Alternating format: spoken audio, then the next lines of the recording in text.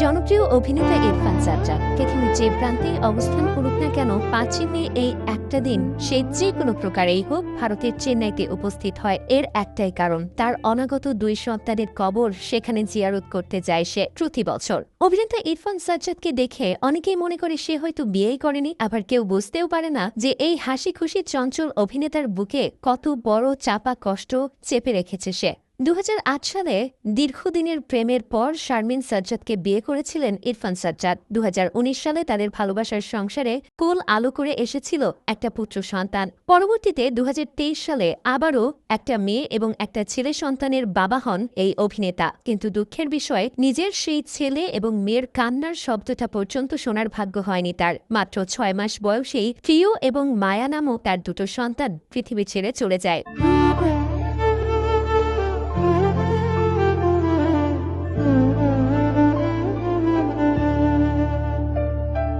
স্ত্রী শারমিন সাজ্জাদের শারীরিক অসুস্থতার কারণে ভারতের চেন্নাইতে ২০২৩ সালে অস্ত্রোপচারের মাধ্যমে ইমিডিয়েট ৬ মাসের সন্তান জন্ম দিয়েছিল ইরফান সাজ্জাদের স্ত্রী। কিন্তু সেখানেই তাদের শেষ নিঃশ্বাস ত্যাগ করে তারা, এবং ভারতের চেন্নাইতেই প্রিয় এবং মায়াকে দাফনের কাজ সম্পন্ন করা হয়। তাই তো হাজারটা বাধা থাকার পরেও ৫ই মে এই তারিখটাতে ইরফান সাজ্জাদ তার ২ ছেলে এবং মেয়ে প্রিয় ও মায়ের কাছে ছুটে চলে যায়। আজ সেই বিশেষ দিন, সমস্ত কাজ, আত্মীয় স্বজন সবাইকে ফেলে সে নিজের সন্তানদের কাছে ছুটে চলে গেছে।